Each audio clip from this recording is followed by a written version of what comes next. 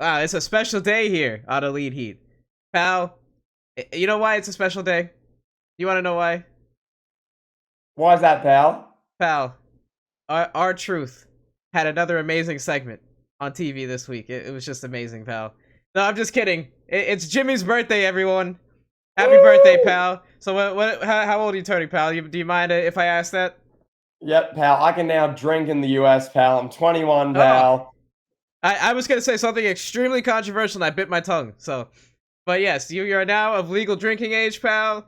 Yep. You can legally enter a strip club without any fears of the club getting shut down or any clubs really. So there you go, pal. I don't know what it is out in Australia, but at least in the Yeah. U.S. you're legal, pal. Pal, in Australia, everything's like 18, basically. So, like, the only thing when you're 21 is like a couple of documentation sort of things or whatever with some stuff. But really, yeah, 21, pal. Woohoo. Nothing I'd Wow. rather be doing today than, rinsing the Wrestling Observer newsletter. Yes. This is a fun activity. I'm excited for this. We'll get through in the next 45 ish, however long this goes, minutes. Pretty straightforward episode for you guys. Last week, pal, our episode went for nearly 2 hours with the Elimination Chamber, and our listeners got a bonus with your Yes. interview, pal. So I Yes. want to say as well, before I pass to you, shout out to Kevin. That was his orchestration, that interview. Obviously, he made the video on his channel, Wrestling Uncovered, about the Ring Boy scandal, which absolutely popped off. And then the interview came to be unbiased opinion. I thought it was a great interview. I thought it was very well done. Very interesting hearing his point of view, and you can discuss that in a moment about the evil side of WWE and someone who's really lived that. Fascinating. So yeah, talk to us, pal. Yes. Thank you for the nice words, pal. Happy birthday again. And yeah, so the interview was just incredible, man. Hopefully, it's the start of big things to come for myself and for us as a podcast. We do want to really dabble our hand into interviews, maybe with some YouTube personalities or media personalities, journalists, what have you. But we'll see where this road takes us. Who knows what's gonna Hmm. happen? With this podcast and whatever. It's been about a year, right? Since we've been doing this consistently. It's been a year and like 2 months, I want to say. I think it was January Yeah. 2023 was when we first really got super consistent with this after taking like a Yeah. year and some weeks off. Um, but this is a staple now. This is a tradition here at Elite Heat for as long as we can keep it going. And like, Yeah. if the awards are anything like they were this year, we may not be able to do this roast Yeah. of the Observer Awards. Who knows what's gonna happen now with Triple H in charge and WWE actually putting out good content. Yeah. There's not a lot of room for like the channels that just make fun of WWE is they're kind of going away. So we may have to pivot Yeah. if that seems to trend. I've seen nothing from the awards. All I've seen is Really? Wrestler of Wow. the Year and Wow. Booker of the Year. Like those were impossible to stay away from on Twitter. Yep. I haven't seen anything else, so I'll be blind reacting here, pal. I wanted to do it blind. I didn't want to know going in. I'm gonna read them just like, well, we'll go through a few as we usually do, and we'll make fun of what needs to be made fun of, and Yeah. we won't make a big deal about the women's wrestler of the year in China or whatever. So Well, I'll say now, I've looked through most of them compared to last year and the year before that, nowhere near as bad. Those previous years, I remember last year, we both nearly had an aneurysm over a couple of them. yeah, Some of them were so ridiculous. I nearly burst a blood vessel, but nowhere near as bad this year. There are some, though, which is what we're going to get into, which are a bit how you're doing. There's a bit of backwards logic in this. You'll discuss this soon with like some of the stuff Tony Khan AEW generally and some of the categories and who isn't even not. We'll get to it. We'll get to it. But I guess for starters, pal, I'll just jump us in. We'll go first award. We'll go for the big daddy, pal. We'll go for the award, the one you want to win, the wrestler of the year, pal.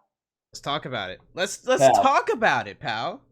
What do you want to talk about, Perth? So we'll get to that, pal. Wrestler of the year for this, it's Will Ospreay. He had 1,814 votes. Cody, the American Nightmare pal, had a whopping 1,330. MJF came in third, 927. Kevin, this one, I'll just get your opinion. Before I say anything, do you have any thoughts on this? Or are you just like, whatever, who cares? Next category. Well, I look at this. I'm like, wrestler of the year for 2023. I mean, we kind of talked about this in our discussion for 2023 awards. It was up to like four guys really.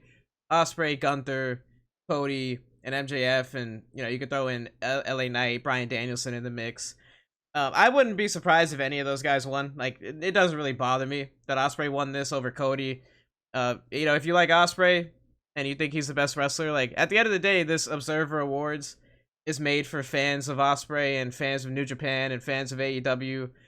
So he was doing a great job in servicing that fan base, unlike some other people that we're going to talk about later on in this podcast. So Osprey, he's one of the best in the ring and had several match of the year candidates. So it is what it is. Good for him. Kevin, I can't let this slide, pal. I have to double down. This is heinous. This is disgusting, pal. Cody Rhodes, the the face of WWE, which won Best Promotion. The face, the B guy, the one who's working 6 nights a week, not seeing his family, never at home. Oh The my face, the biggest god. merch seller of the top company, doesn't win Wrestler of the Year. Right. Okay. Okay. To be fair, I'm not saying Cody Rhodes, who's making 10 million a year, or, representing WWE in media, getting thunderous reactions, sleeping on a tour bus with Brandy and Pharaoh pal. Jesus.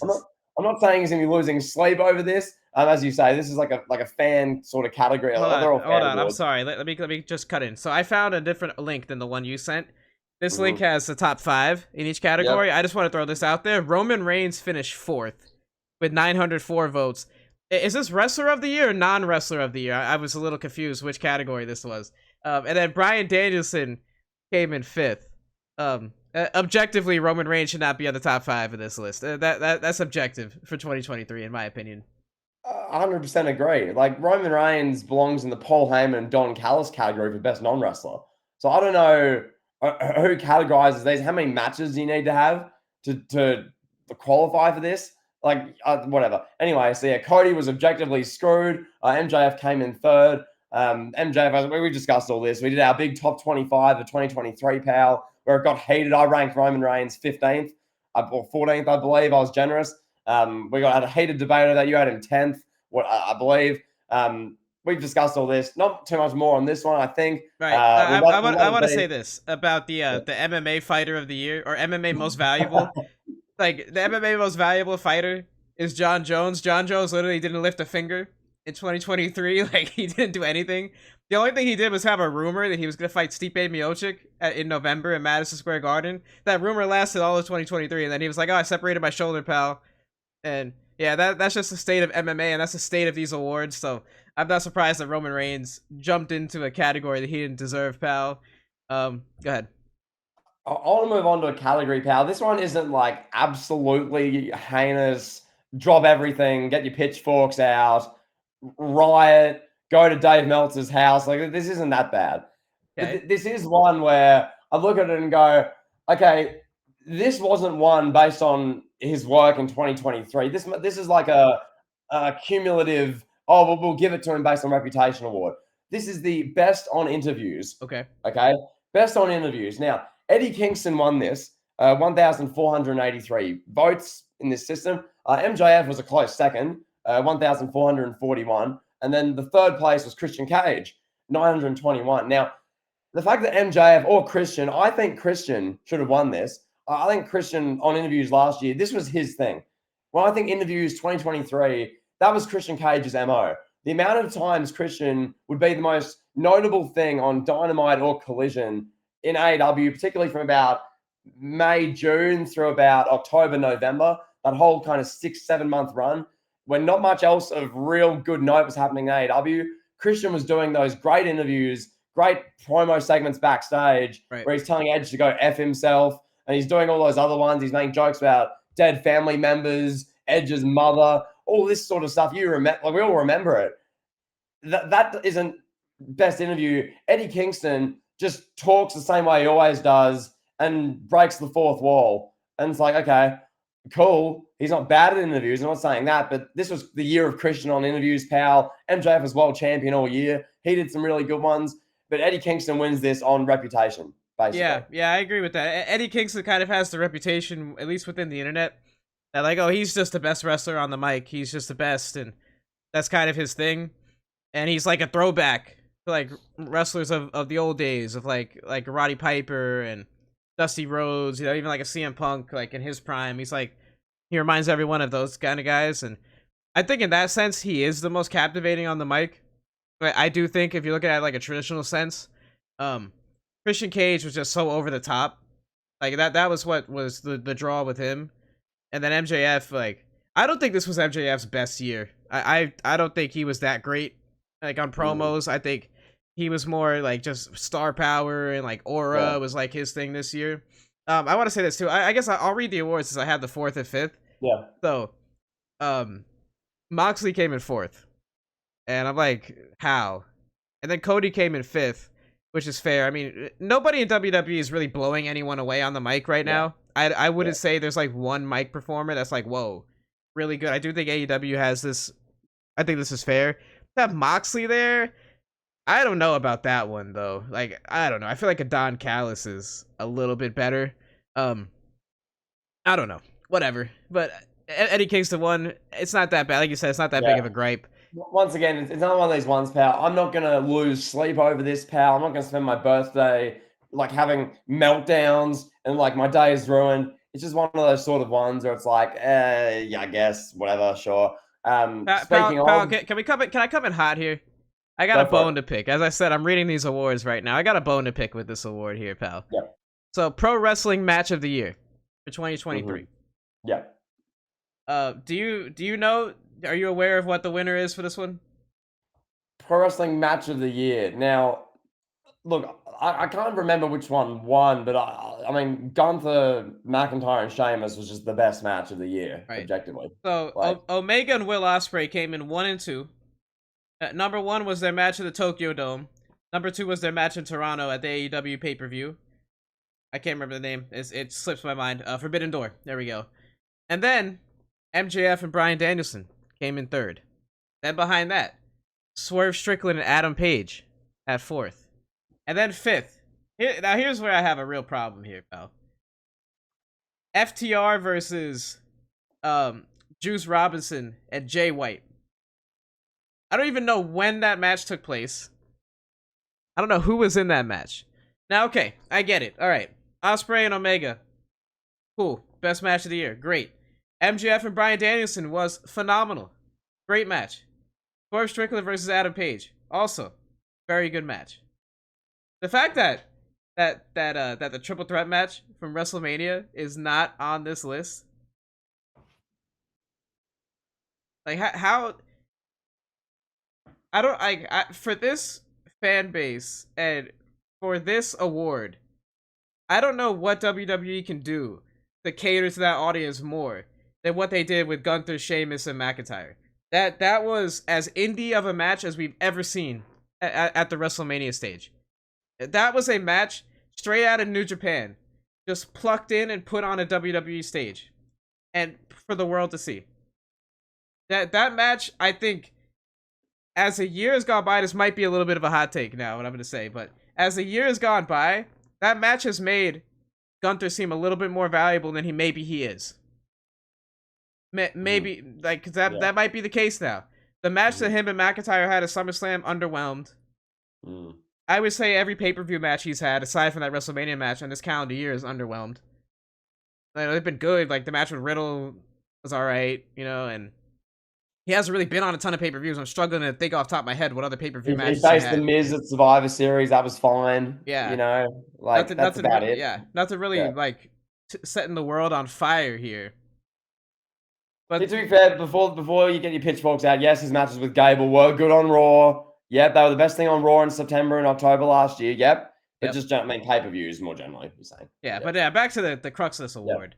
The fact that WWE match that is not on here, it's ludicrous. Don't you think? Like, isn't that? It's disgusting. No, it's bad. Yeah, I look at that. Like that's one of those ones that makes you go, well, I mean, okay, sure. Like Osprey and Omega. Let's be objectively honest here with this fan base, with those two names. They could walk into the ring, just bell rings. They both take a dump in the middle of the ring, leave, and they get match of the year. Like being objectively fair here. Like they didn't even have to really just because of the names and reputation alone. The fact that they're in a match at the same night in the same setting they're going to be in the top 5 of this award. That's just what it is. So from a WWE point of view, yeah, there's really nothing they can do to break into this category now. As we've seen with this award, these awards, as we'll get to, it's you can see what WWE's had to do and how AEW had to fall in 2023 for WWE to win Best Promotions. We'll get to and all these other awards, but for this Match of the Year category, nothing really they can do. It seems just is what it is. Yeah, exactly. All right, go ahead, pal. Unbelievable. Yeah, pal. I'll carry it on here. I want to discuss this one before we get to like some of the big honcho ones.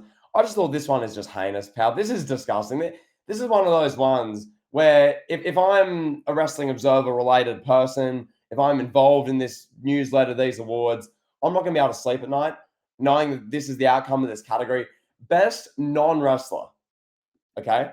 Best non-wrestler. So no, it's not Roman Reigns, as we joked about. This is your guy. This is your managers. These are your on-screen advocates. Okay. The winner of this award was Don Callis, Right. with 266 votes. Paul Heyman, who was on like every week, involved in something interesting every week with Roman Reigns, the bloodline, the progression of like the biggest storyline in WWE's Renaissance era that's brought back popularity to wrestling. Paul Heyman, 198, so he's like 80 votes short. Well, 68 votes short. And number 3 was Prince Nana. I can't see the 4 and 5 on my website, pal. But the main point here, Paul Heyman wasn't the best non-wrestler. It was Don Callis. What did Don Callis do? Come out and go, oh, here's Takashita, pal. I know everybody that loves AEW loves Don Callis and thought he was phenomenal.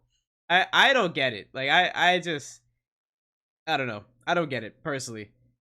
I remember when we were watching AEW every week, like in 2020 and 2021, Don Callis just all over the screen, like managing Omega, and I just wasn't captivated by it. I know. Like he'd come out, he'd cut this 15-minute promo for Omega, and I would just like I literally would feel so disconnected. Like I just don't see what everyone else sees that's like super invested and loves this product so much. I try to watch it, I try to be fair. I don't know, like you said, it's just him kind of out there with Takashita. Will Ospreay's gonna feud with him now just to keep this monster growing. We're gonna get the Don Callis hype trains that's gonna keep growing. The only thing to say really for Paul Heyman, I guess in defense, one, this award is paper thin. Renee Young or Renee Paquette came in 4th place, and RJ I don't even know who RJ City is. RJ City came in 5th. And Prince Nana came in 3rd. Like, all he does is dance with Swerve Strickland. And he came in 3rd. So this award's paper thin as it is. But I guess in defense of Paul Heyman and like him not winning, 2023 was a bit of a down year for the Bloodline. You know, people were kind of like, all right, this is it, bro. Like, you know, go ahead. Yeah, I was just gonna say it's just. Yeah, it is paper thin. It is, but I mean, regardless, I just harp on this Don Callis thing. Don Callis literally was just involved in the Jericho blender all year. Here's Will Hobbs, pal. Here's Takashita. Oh, there's Jericho. There's Sammy Guevara. Like it's just that same part of the AEW card that no one's interested in. Like I'll say, I don't like those general statements, but there's no one who's like, yeah, you know. Yeah, exactly. I don't know. I mean, yeah, Don Callis. I'm not into it too much. Like. Paul Heyman, I mean, if you're talking about reputation, yeah, Paul Heyman could have got this. But it wasn't a great, like, it was like, to me, it was like a great Paul Heyman year. Alright, so, I'm like, as I said, I'm reading through this for the first time, through these awards, and I just saw one here that I just want to say, can we do better, people? Can we do better as people here? Why did Bray Wyatt versus LA Knight from the Royal Rumble win worst match of the year? Are you kidding me? Are you fucking kidding me? Like, for real? I hate to curse. I'm sorry for cursing, but are you kidding me? Like, come on. Come on. Because, like, the guy passed away this year. Like, okay, the match was not good. Okay. But have some respect for him. That bothered me a lot. Yeah. No, I fully agree. Like that was one when I saw it, I was like, "That's just classless." That he and the Wrestling Observer is rewarding him. Can you repeat that again? You froze. Wyndham Rotunda is dead, and this is how the Wrestling Observer chooses to honor his legacy by giving him like a 5th or whatever this is worst match of the year award. For God's sake, like you look at even the top three, right? There is no reason Bray Wyatt versus LA Knight wasn't that bad just because it was a bit gimmicky and there was some like glow stick thingos, whatever. It was a fine like middle of the card match of the Royal Rumble. It wasn't offensive.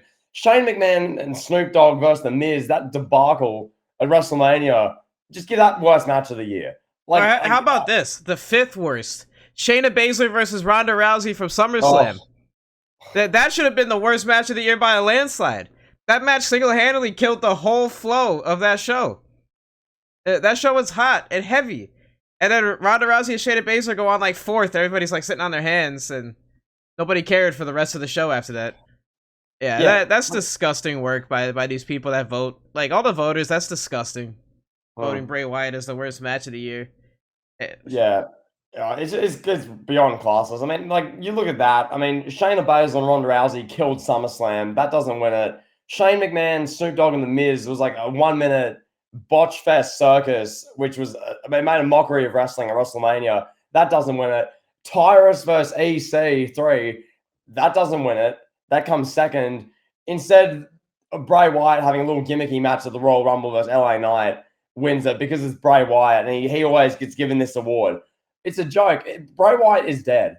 Like, for God's anyway, we'll move on. That's bad though. Like that's probably the biggest blight on these awards, I think. That's just embarrassing.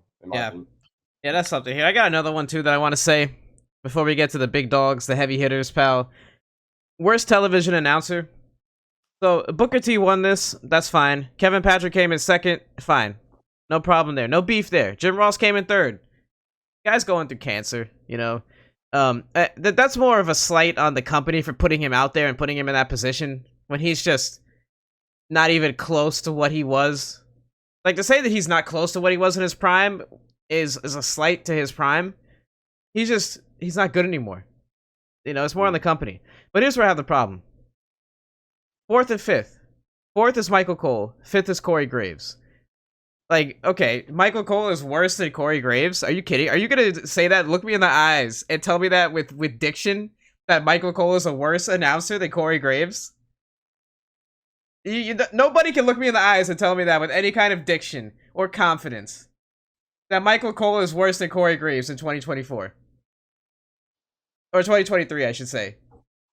Corey Graves should be. I think he should be. This award should be called the Corey Graves Award, in my opinion. Like, Booker T's in NXT screaming about Carmelo Hayes. What's wrong? What's so wrong with Booker T? Right? Like, what's so wrong with what Booker T does, bro? Oh, shucky ducky. Oh, Carmelo Hayes, pal. Like, what's wrong with that? Corey Graves is awful. Corey Graves has turned the TV off heat for me, or mute the TV heat for me. I just want to mute the TV and listen to music while I'm watching wrestling when he's on the show. Kevin, there were multiple events last year where I remember watching it. I remember Elimination Chamber 2023. This was the Sami Zayn Roman Reigns one. I remember WrestleMania. Michael Cole and how great he performed as an announcer and as a commentator was one of the main things I was saying. I think it was WrestleMania Night 1 last year and Night 2. I literally said, like, this is one of the great commentary performances we've heard from WWE in the last 5 years with Michael Cole. Like, he's been in his bag, especially in 2023, and he's worse than Corey Graves, a guy who makes SmackDown now in 2024, like, mute the television sort of stuff. Corey Graves is not good. He's just a generic plant. There's nothing special about the guy. And it's just to know that he is apparently, in the eyes of these great voters, pal, worse at commentary than Michael. It's just factually, objectively, comprehensively untrue. Nothing Corey Graves does is better than Michael Cole. Corey Graves is better at being worse than Michael Cole, but like it makes a joke of the awards. Yeah, Jim Ross being third, that's more of a blight on AEW and for pumping out Jim Ross. Kevin Patrick sounds like he's taking a dump every time he talks. He finishes his sentences trying to make it sound like it sounded epic. Like Kevin Patrick, he's gone now, but his whole thing was trying to be Mauro Ranallo, which like Mauro's thing worked because that's how he talked. Yes, you know, Mauro would try and make a general boo, yay, like punching sequence sound like it was The Undertaker and Shawn Michaels down the stretch of their WrestleMania 25 match. Like that was how Mauro did his commentary. I get it. There's only one Mauro. You can't have everyone trying to be Mauro Ranallo. Like, it just doesn't work. That style of commentary in the middle of the second hour on a useless Monday Night Raw in the middle of September is just screaming because Chelsea Green accidentally hit Piper Niven, pal. Kevin Patrick deserved to win this award, I think, but he didn't. Said Booker T won because Carmelo Hayes, pal. Shucky Ducky, quack, quack, pal. Whatever. I don't know. Yeah. A terrible award. A terrible category, pal. Absolutely. And another fan favorite, or another favorite of ours personally, is the most overrated. So, Who won this? I honestly haven't seen this. Who won this? Yeah, so you got the top 3 in front of you. I got the top 5 here. So Sonata won this. Whatever. So Sonata is, I don't know. I don't want to misspeak here, but I'm pretty sure he was a member of Los Ingobernables de Japón with Tatsuya Naito, and he's just been pushed like he's the god of New Japan ever since they lost all their top talent, basically. Like, he's just like, this is like a third fiddle guy from a faction. Like, here, Sonata, NJPW champion, best wrestler in the company here. He's better than Ospreay, pal. Shove him out there. People know who he is, pal. Like, as in, like, if they made, like, Finn Balor the top guy after, like, Roman and Cody and all them are just, like, shoved away and, like, a good WWE comparison would be, like, if Gunther, one of the Imperium guys, like, became the face of WWE, after Gunther left. I mean, it's not it's not a great comparison because Sonata is better than those Imperium guys, but it's kind of like Gunther and Naito are like way up here. Yeah, I get what you're saying. I get what you're saying. Yeah. So Roman Reigns came in second, very close. Roman Reigns lost out by 5 votes. Sonata got 114. Roman Reigns received 109 votes. I'm surprised Roman Reigns didn't win this. I thought this would be the year. Like, it just seemed like the tide had been turning. People were just like, okay, enough Roman, but he still does have enough fans where I guess it makes sense. And he is a heel, too, at the end of the day. So, I don't know. Roman's a tough one to rank. And then CM Punk came in third. Now, here's where it gets interesting. Our buddy Tyrus came in fourth. And then MJF came in fifth. This is interesting here. So, Tyrus had 62 votes. CM Punk had 63. And MJF had 53. I mean, 55. Sorry, MJF had 55. Now, I get it. A lot of people are mad that CM Punk like beat up Jack Perry and then left AEW. So I get it. They're mad. They're hate voting him. Okay, cool. So let's just say Tyrus is third for all intents and purposes. You take out the hate votes for Punk. Yeah. Tyrus is third. Tyrus is easily more overrated than a guy that half our listeners have not heard of. And Roman Reigns. Like, Roman Reigns is a net positive for WWE. He still sells a ton of merchandise. His segments get big views. People love Roman Reigns. Tyrus shows up on Fox News with a prop championship and says ridiculously controversial things. I mean, I feel like deja vu. We talked about this a year ago with Tyrus. Like, he made a good book. Like, I kind of roasted the book and then I went and read it, some of it, and it's not bad. It's actually not a bad book. It's a pretty good book. The guy has an incredible story.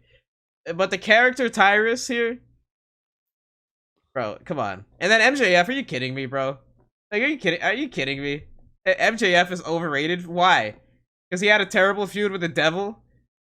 Okay. He got beat up by the Devil's cronies? I don't know. Alright, pal. Let's get to the crux. Go ahead. I was on double down. Before we move, I was on double down on Tyrus. He's a 51-year-old media and news personality on Fox News who carries around the NWA Prop Championship, which in 2023 means very little. Like the toy X Division TNA Impact title I bought when I was 11, that title is as much value as Tyrus's NWA World Championship in 2023. That guy, he's on Fox News every week trying to make big controversial takes about the upcoming election and politics and Russia and all this business.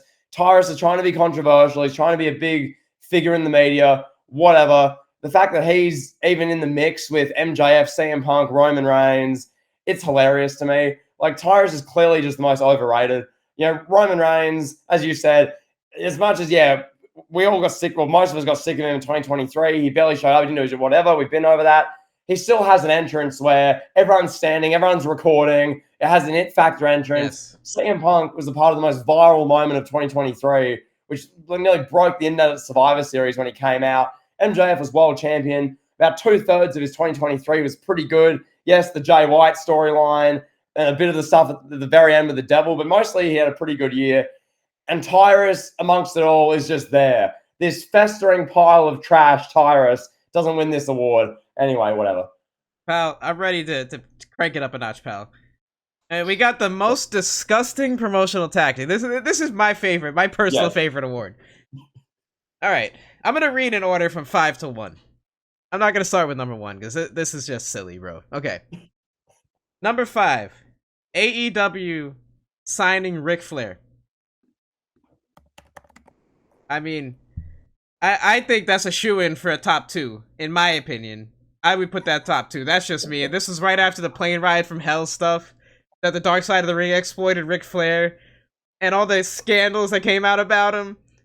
And then it's like, and then he's on TV saying, I want 19-year-olds to come knock on my hotel room door. Women that are younger than his daughter. Whatever. Women that could be his granddaughter. He wants, come knock on my door, honey. Jesus Christ. That should be top 2. Okay. I mean, honestly, this one, I think this one should be number 1. And it came in 4th. Power slap continuing on TV after Dana White slapped his wife on camera. I think, like, I don't see how anything else could be worse than that. There's nothing else that happened this year that's worse than that. Dana White, the most powerful figure in combat sports, slapped his wife. And it was caught on camera. It showed up on TMZ. I know you're laughing because the way I'm saying this. I know. None of this is funny. I'm going to preface this. I'm not laughing because of Dana White's actions or any of the scandals involved. It's how Kevin delivers this I find amazing. Carry on. Yeah, none of this is funny. This is so ludicrous, bro. This is the most powerful man in combat sports now that Vince McMahon has been exiled and erased from history. Dana White is slapping his wife on camera. And TMZ posted on the internet. And then the UFC continues to promote this power slap show where people are slapping themselves in the face. And Dana White is the face of the show. Dana White's just like, here, everybody, come watch people slap each other, bro. Let's pretend like I didn't just slap my wife across the face viciously. Pretend like that didn't happen. I digress. Number 3, the NWA cocaine spot on pay-per-view. It's the NWA. Who gives a shit, bro? Like, I saw the moment. Do you care about that? Did you care about it? Did you see it? Barely even crossed my radar. I don't care. Yeah, some wrestler said something about doing cocaine and maybe made a reference to doing a line with his like this. I don't know. Whatever. Number 2, WWE's continued relationship with Saudi Arabia at 140. Look, so Kevin, before you go on, I assume then MJF and the quarters segment 2 days after the war broke out in the Middle East, literally 2 days, that segment would be one then, I assume, because that has to be in the top 5. It's not in there. It's not there. 5. It's not there. Yeah. That caused an uproar, and rightfully so, and there was no reason behind it. That was a disgusting promotional tactic. Yeah. I know. It's not there. It should be there. That should be top 3. That should be a top 3 in my opinion. Yeah, WWE's continued relationship with Saudi Arabia. Okay. Bro, it's been going... Sorry, I hate to... But who cares? Like, it's 2023. This isn't 2018 when they first brokered the deal and there was that big scandal because something happened in that part of the world and WWE was still going to do business and go on with the show. That was 5 years ago. Now it's just a thing that happens, right? Yeah. It's just sort of like, okay, WWE does a show in Saudi. And, like, it's that is not worse than... Number 5, number 4, especially number 1, like, or the MJF quarters segment. Ronaldo plays in Saudi Arabia. They have their own, they pretty much bought professional golf. Professional golf's in Saudi Arabia. The Olympics are going there. F1 is going there.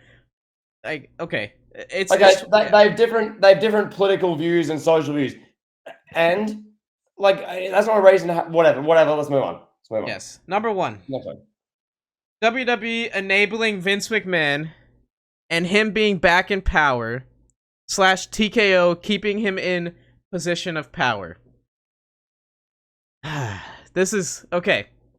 This is so tough to comment on because legally Vince McMahon had every right to be in power of a company that he owned a majority of stock in.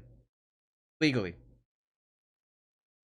So, and he legally did not break any laws under the court of law. I know, and missed all the disgusting things that have come out about him. still legally, he is in every right to have orchestrated the sale of TKO. The WWE to TKO. And WWE, it's not like WWE was out there promoting Vince. It wasn't like Vince was making appearances like it was in 2022 where rape allegations come out and he's like, hey, welcome to SmackDown 4 days later. That he wasn't on TV. He wasn't mentioned. It's not like Triple H was coming out every week on Raw. It was like, I want to see my dad. I'm going to go visit my dad, pal. I'm going to get advice from dad. Like, he was referenced like maybe once or twice in a promo. That might have been on AEW. I don't even remember. Yeah. WWE was not promoting Vince. Exactly. He was just there because he was legally bind to it. They forced him out. They made him sell most of his stock. He's out. He's gone. He's exiled. It's over. Yeah. They weren't promoting him. They were trying to get rid of him. They were trying to figure out a way to get rid of him after all those news came out. He did everything in his power to stay in position, and he couldn't. He couldn't overcome these allegations. That's not a promotional tactic. There's nothing promotional about that. Where is the quarters segment? Where is that? Like, is that as bad as Dana White slapping his wife and then promoting a slap contest 2 days later? No, that's not as bad, I don't think. But that should have been top 3. AEW signing Ric Flair, that goes against everything AEW is. Everything AEW was when they were founded. Oh, we hate Hogan because of all the allegations against him. We hate Ric Flair. That was Tony Khan in 2019. I'll never sign Ric Flair. Never sign Hogan. Here comes Ric Flair now. Now Ric Flair's punching the Young Bucks on an episode of Collision or Dynamite or Rampage, whatever show it was. Did you see that? Did you see that segment? Yeah. Bro, can I talk like for 30 seconds about this? I'm watching, like, I'm scrolling through Instagram, right? And I'm like, oh, look at Reels. Oh, wow. Oh, here's a cake baking recipe. Oh, here's a funny video. Oh, Bill Burr doing some comedy, pal. All right, next up, AEW official. Oh, this might be good. Maybe I'll see Christian tell Edge to go F himself again for the 100th time. I need that content in my life. No, I get a 79-year-old Ric Flair standing in the middle of the AEW ring, in the middle of the squared circle, pal, where he made his name. He's standing there. He's got the Young Bucks across from him. And the Young Bucks like, Rick, what side are you on? And Rick's like, I'm Team Sting. And he's throwing these light working punches. He's like, oh no. And the Young Bucks are going flying, bro. Like they're Razor Ramon selling the Stunner in 1998. Kevin, look, this whole category is a farce, and the ordering is embarrassing. And the wording of the first one, enabling Vince McMahon and keeping him in power as though Vince McMahon's writing every show week to week, as though Vince McMahon's his 1998 pal. Vince is the lead character on the show through all the allegations. Like, as you said, I mean, legally, yeah, like technically hasn't. This isn't 2022. He's not out there having WrestleManias built around him against Pat McAfee and Austin Theory, and this isn't him featuring himself with the Golden Egg Pal and segments. Like, I don't understand. Like, AEW 6 weeks out from Full Gear had MJF have quarters shown at him because of a Jewish background and all this, as 2 days before a war broke out in the Middle East with Jewish and all that. That's the definition of a promotional tactic that is disgusting. Doesn't even rate a mention. But, pal, 6 years ago, WWE and Saudi Arabia signed a big deal. Great. Okay. I guess that's so much worse, I guess, because WWE do Crown Jewel, pal. I just, it's so backwards. And yeah, like the power stuff, I'm not going to comment on that. You've addressed that situation. You've perfectly covered that. Dana White literally slapped his wife on camera and then power slap pal. It's incredible. Like that, the fact that that happens and just the ordering's so messed up. It's wrong on so many levels. All of this, this award, I think year in year out, it's the biggest blight on these awards. Like, yes, there's some where like, okay, Heyman should have won this over Don Callis, or yes, this wrestler should have won the what. This is just like, I mean, the way these voters rank and equate scandals. It's really anything. Oh my God, Vince McMahon won. Oh my God, Saudi won. And it's like, well, yeah, okay, they're not great, but like, what about this, and this, which are like just objectively worse? No. That's only Ric Flair. That's only AEW. That's only UFC. Meh, that'll be 5. What'd you say, Vince McMahon? That's 1. Okay, sure. Exactly, pal. All right, now to transition. A little bit more positive here, pal. It's dunking time, pal. We're dunking on Tony Khan, pal. Time. Ooh. I'll throw the alley oop. You ready? You ready? Oh, I'm ready. I'm ready. Oh, Oh, yep. oh! One hand Hey! dunk, pal. All right. D Wade, pal. You're LeBron. All right, pal. So we got the best booker of the year and promoter of the year categories. Now, this is a shoe in for Tony Khan, right? Tony Khan clean sweeps these awards, pal. That's what we've been programmed to think. Yeah. Both these awards have been the Tony Khan awards since 2019 when AEW was announced.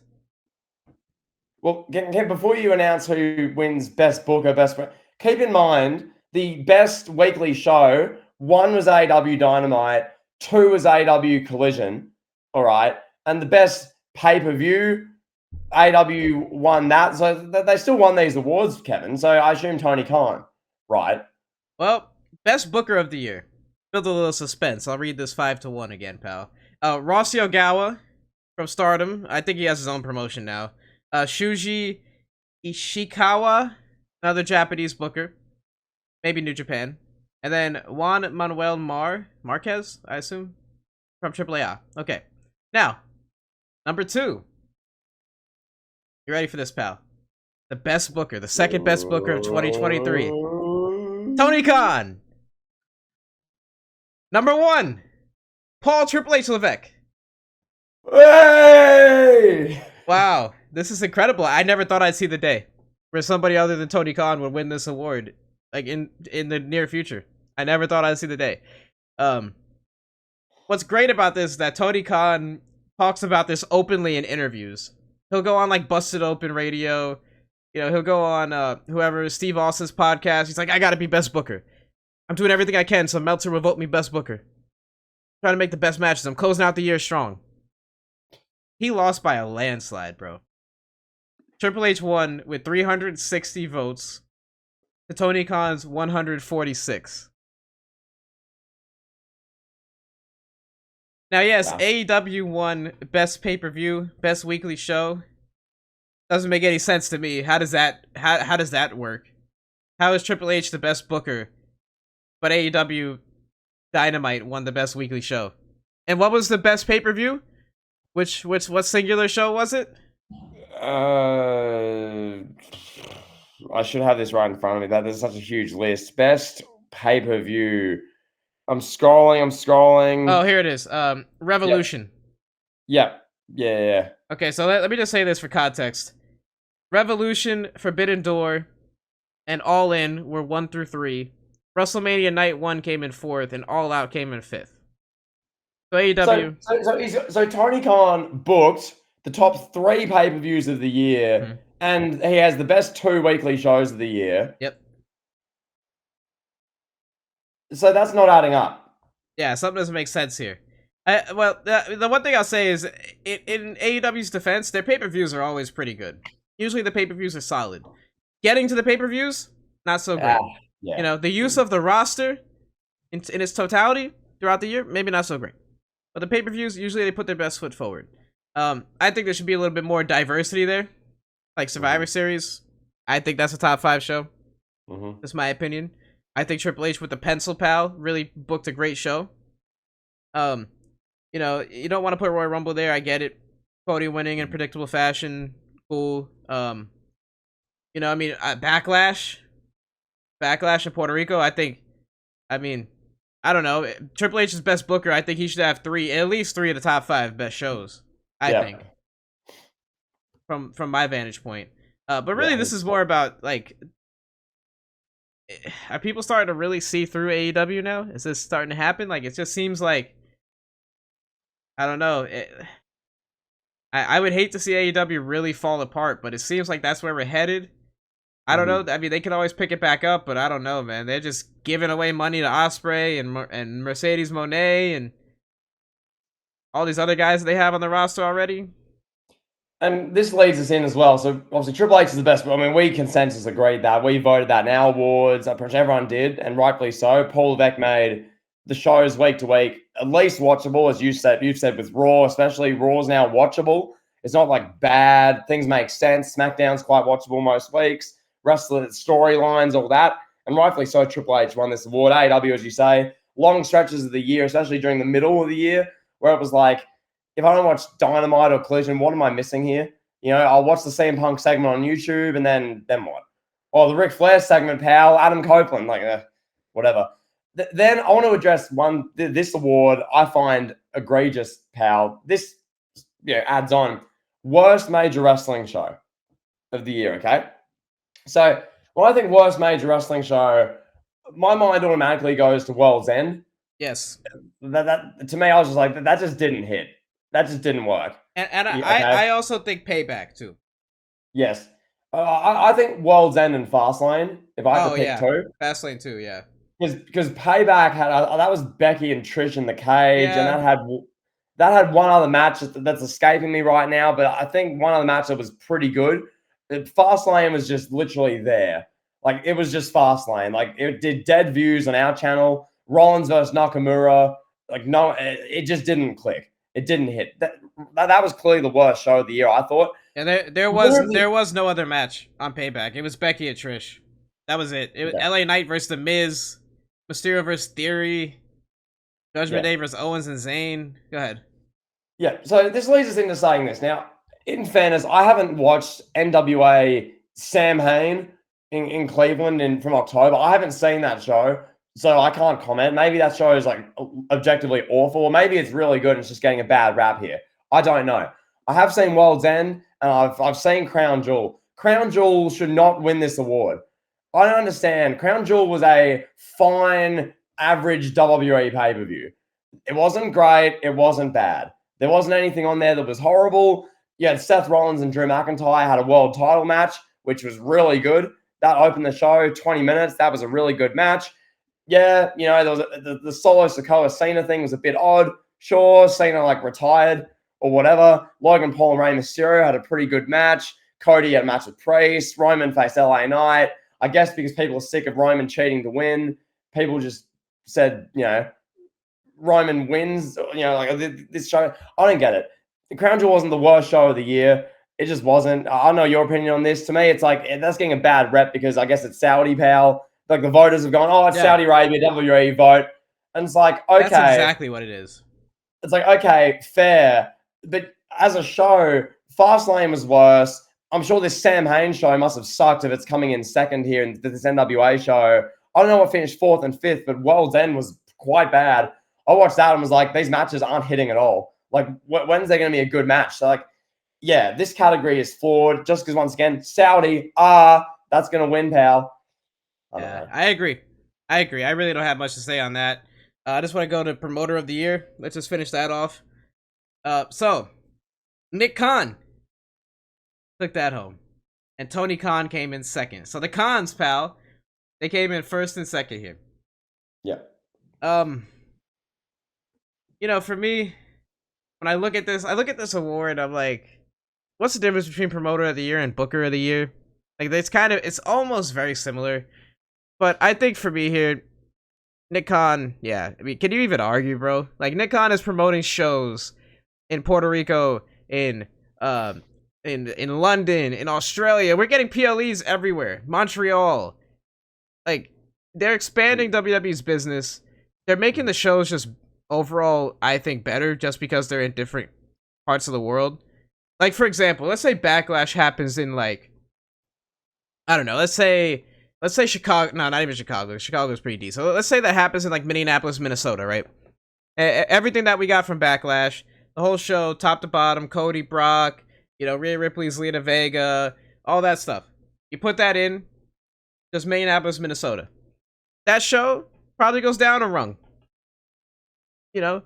And that's what makes a good promoter. Like, Tony Khan, what does Tony Khan do as a promoter that makes him a great promoter, right? As a booker, you could kind of see why people would say he's a good booker. Okay, he books good pay-per-views. He could book a good storyline occasionally. He could book a good star. Or not a good star. He could book a wrestler strongly. He cannot promote a star. MJF kind of fell in his lap. But let's be honest, Cody discovered MJF. All these guys, all these ex-WWE talents, who has he promoted and made a star? Who has Tony Khan really done a favor for? Out of, like, the Miros and Cesaro and Samoa Joe of the world. Yeah, they're good wrestlers. They're great in ring. They're all great. Okay. Yeah. Like Swerve Strickland was like almost like a happy accident. Like Swerve Strickland got over kind of on his own. Like he's a He's rapper. made himself. That's all I was Yeah. going to say. Like Swerve's gotten over, and everyone's like, God, he's really good. He's a shining star here. Let's cheer him. Let's get around him. Tony Khan's hardly and done anything to really promote him and make him this great, amazing star. Like Swerve's just been him, and the Right. fan it clicks with the fans, so he has to push him. Yeah. Like, Exactly. I don't want to be super scathing here, yeah, but let's be honest. Tony Khan's promoting shows in like 12,000 seat arenas that are selling 3,000 tickets. mm, I don't know. From where I see it, a good promoter would book a 3,000 or 4,000 seat arena and make the show look fun and good. yeah. Like that's the way I see it. What else did he do in 2023? He promoted a new TV show to appease a wrestler, to appease a talent. Is that something Nick Khan would do? Would Nick Khan sit down and be like, "Hey, look, Seth, CM Punk, I know you guys don't like each other. Here's what I'm gonna do. Here's what I'm gonna do. We got Thursday open. We don't have a show on Thursday night. I'm gonna create a show for you, Seth, on Thursday night. You and all your buddies go here on Thursday night. CM Punk can have Raw. CM Punk and his buddies will go Raw on Monday night. So, Nick Khan's not gonna do that. Like that, he's not a good promoter, bro. Booker, okay, I want to call him a good booker. Tony Khan is not a good promoter, though. I don't think, in my opinion. Well, everyone who's seen Tony Khan's Twitter and how he uses that, I mean, Jim Cornette's podcast roast this all the time. Other podcasts rip into this. Tony Khan's Twitter is unbelievable. Great episode tonight on Dynamite, live tonight on Dynamite. Great episode. We'll tune in for a great episode. 8 Central. You tune in. Great match. And speaking of his Twitter, he promoted the hell out of Seth Rollins and Jinder Mahal on Raw. He promoted the hell out of that by having a meltdown. That's the best thing he promoted maybe in his entire career as a promoter. He made Seth Rollins and Jinder Mahal seem like once in a lifetime as Cena and The Rock. That's what Tony Khan did. You're right. Like, I can't believe it. And, you know, like, as a promoter, he is not a good promoter. He shouldn't being second in best promoter of the year is egregious. I think he should be in the top 5. Like, what does he do to promote his show besides his own really sporadic, like, Tourette sounding tweets? What else? Because he doesn't really promote I don't know. As we say, I'm not trying to be scathing, but Nick Khan is so clearly the best promoter, and everything involving the WWE operation, how they promoted, and let's just get this. I know this is 2024, so not the same as 2023 when these awards are from. Nick Khan and his crew put out as we described in our Elimination Chamber review, a 3 out of 10 card. Nick Khan and Triple H booked a 3 out of 10 pay-per-view card with a bunch of matches thrown together on 1 week's notice with barely any meaning, barely any purpose in the long-term story, threw them out there, and 50+ thousand people in Perth ate it up, loud reactions the whole weekend. Everyone loved everything. That's what they promoted. They had Rhea Ripley and Nia Jax main event of pay-per-view, and the whole arena was like, it was like buzzing. Like people, grown adults were crying in rows behind me. That's the sort of thing Nick Khan's promoting. Tony Khan is busy promoting Seth Rollins as Jinder Mahal on Raw for WWE. What is this? Yeah, there you go, pal. All right, so I think we beat up on the Observer Newsletter Awards enough. Yeah.